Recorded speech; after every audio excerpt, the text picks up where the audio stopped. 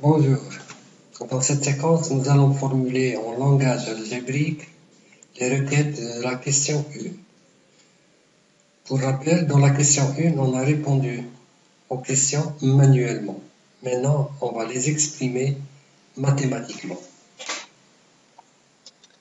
Prenons la première.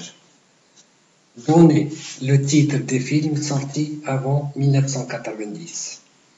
Ceci va se passer en deux étapes. Dans la première, une sélection sigma dans film où l'attribut année doit être inférieur à 1990, ce qui nous donne comme expression cette dernière. Puis, en seconde étape, une projection R2 pour le résultat obtenu avec R1. Et on aura donc le résultat suivant,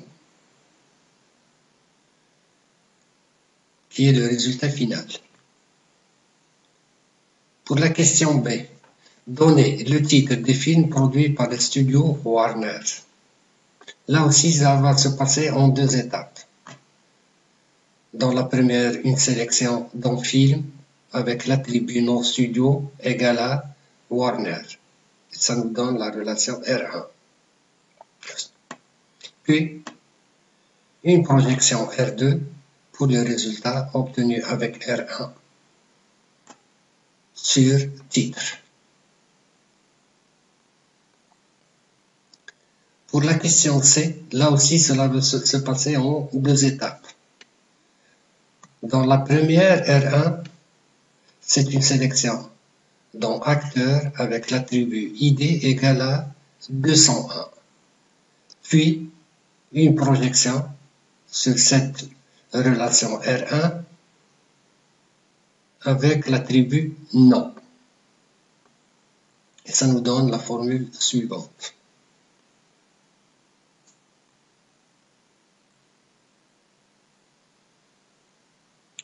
Pour la question D, quel rôle a joué l'acteur ayant l'identifiant 199 dans le film ayant le code 086 250? Là, ça va se passer en trois étapes. Dans l'étape R1, une sélection sigma dont joué où l'attribut ID acteur égale à 199.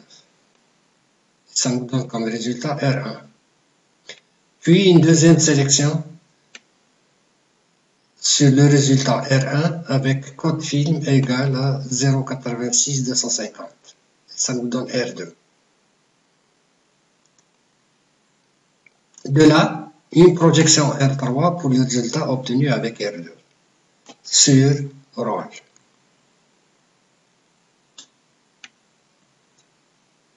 Pour la question E, dans quel pays se trouve le studio Gaumont? Ici, ça se passe en deux étapes. Dans la première, on fait une sélection sur studio avec l'attribut nom égal à Gaumont. Puis, une projection R2 sur le résultat obtenu avec R1, mais sur pays.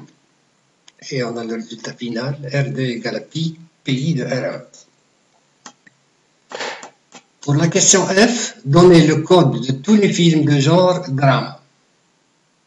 Ça se passe aussi en deux étapes. En R1, une sélection sigma dans genre où l'attribut genre égale à drame. Et on obtient R1. Puis, une projection R2 sur le résultat obtenu en R1 sur code film. Voilà. On passe à la question G. Donnez tous les rôles joués par Al Pacino. Là, ça va se passer en trois étapes.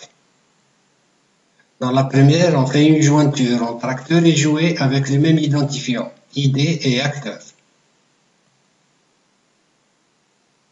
Puis, une sélection sur le résultat obtenu pour nom égal Al Pacino. Ça nous donne R2. Et enfin, une projection R3 pour le résultat obtenu avec R2 sur l'attribut rôle, qui est le résultat final. On passe à la question H. Donnez le titre des films de genre thriller.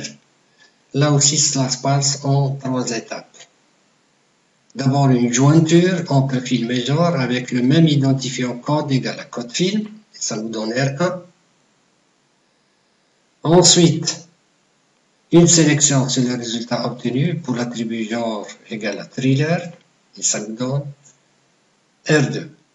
Et enfin, la projection R3 pour le résultat obtenu avec R2 sur l'attribut titre.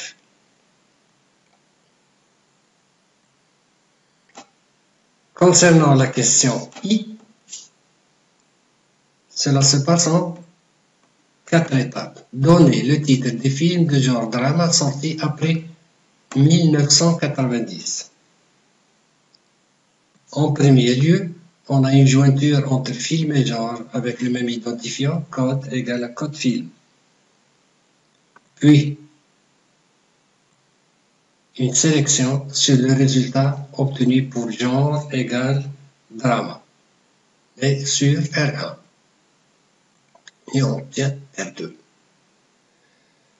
De là, on fait une autre sélection sur le résultat obtenu pour l'année strictement supérieure à 1990 et on a R3.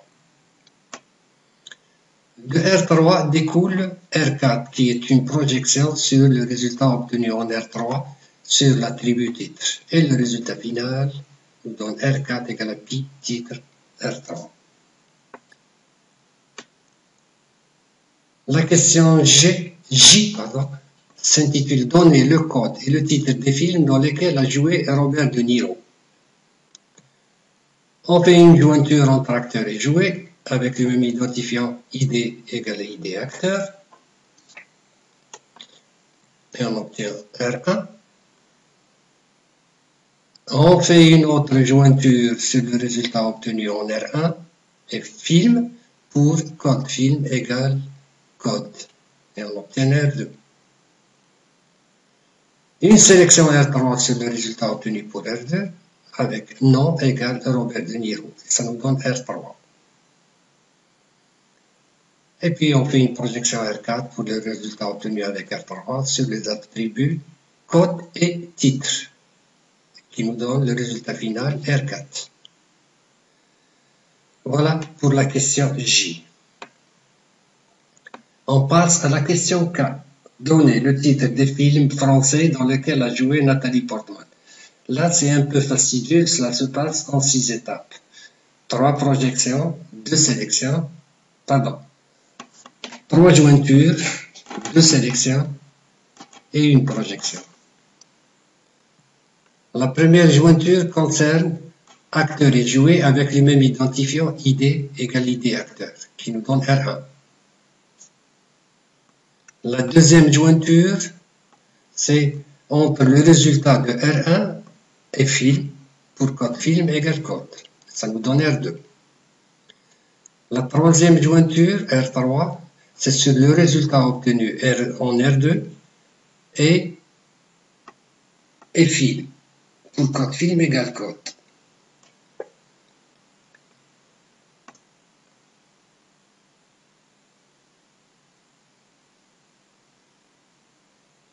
Pour la quatrième, une sélection R4 sur le résultat obtenu pour R2 pour pays égal à faire. Et on obtient R4. R4 égale à sigma de pays égal à faire pour R3. En cinquième étape, une autre sélection R5 sur le résultat obtenu en R4 pour nom égale Nathalie Portman. Ça nous donne la relation R5. Et enfin, une projection R6 pour le résultat obtenu avec R5 sur l'attribut titre. Ça nous donne le résultat final R6 qui est égal à pi titre de R5. Finalement, on aborde la dernière question. Donner tous les rôles joués par Nathalie Portman dans des films de genre thriller. Là aussi, cela va se passer en 6 étapes. En premier lieu, 3 jointures, puis 2 sélections et enfin une projection. La première jointure, c'est entre acteur et jouet avec le même identifiant ID et acteur. Et on obtient R1. La deuxième jointure, c'est entre le résultat obtenu en R1 et film, pour code film égale à code. Et on obtient R2. La troisième jointure, R3, est sur le résultat obtenu en R2 et film, pour code film égale code. Et on obtient la formule suivante, qui est R3. Là, à la quatrième étape, on fait une sélection R4 sur le résultat obtenu en R3 pour nom égal à Nathalie Portman. Et on a R4. Une autre sélection R5 sur le résultat obtenu en R4 pour genre égal à thriller. Et l'on a R5. Et l'on termine enfin avec une projection R6 pour le résultat obtenu avec R5 sur l'attribut rôle. Le résultat final est R6 égale à pi rôle R5. Voilà, cette séance est terminée. On se retrouvera, Inch'Allah, dans la séance prochaine. Bonne journée.